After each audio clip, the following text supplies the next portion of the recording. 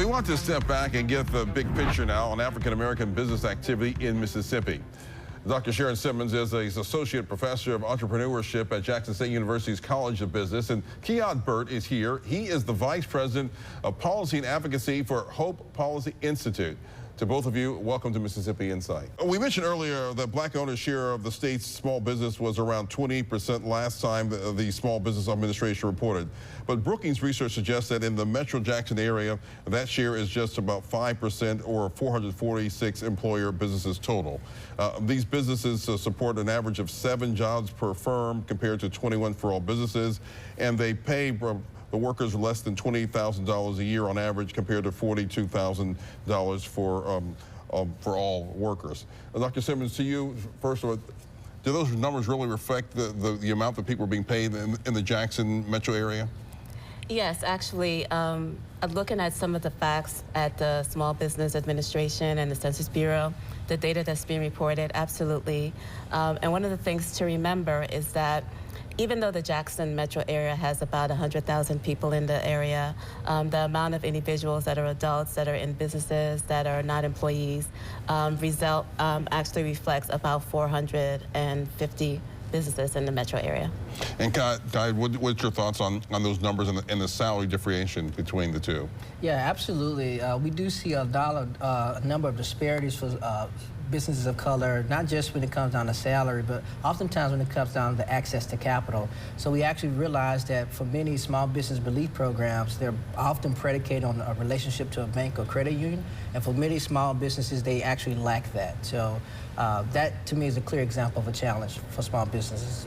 And when we talk about raising capital, why is it difficult for black-owned business or small business to get that capital and the money that they need? Yeah. Well, as I just mentioned, they have fewer relationships with financial institutions. A recent study from the Federal Reserve found that less than a quarter of black-owned businesses had a relationship with a bank, as compared to 46% for white-owned businesses. And a number of these small business relief programs are going to funnel capital to businesses they have a relationship with. So first and foremost, we want small businesses to have a relationship with a credit union or a bank for that matter. The second is going to come down to simply access to loans and credit. Oftentimes the money is priced out. So right now we have high interest rates and cost of living. So many businesses don't have enough upfront capital to justify the leverage. And so effectively we need more programs to help them access capital, to help them get across the hump in post-COVID reality. And when you talk about those relationships, Dr. Simmons, I mean, how do you get those relationships, and why don't we have those relationships? Well, that's actually a very good question. And one of the things that I wanted to talk tonight is about market intelligence. And when it comes to relationships, sometimes it's about knowing what you know and what you don't know. And it all begins with market intelligence. It begins with informing the community in terms of what types of programs that are there from all of the institutions in Mississippi. And all of the institutions includes the financial institutions, the universities, it includes the government institutions, and it also includes community organizations. So market intelligence is key.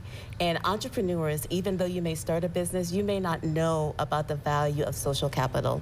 You may not know about the value of walking into a bank and saying, you know what, I would like to open a checking account with you personally because one day I would like to start a business. And so getting that intelligence to the community from a very young age, from the elementary schools to the high school. Jackson is doing a really good job in terms of bringing entrepreneurship into the high schools.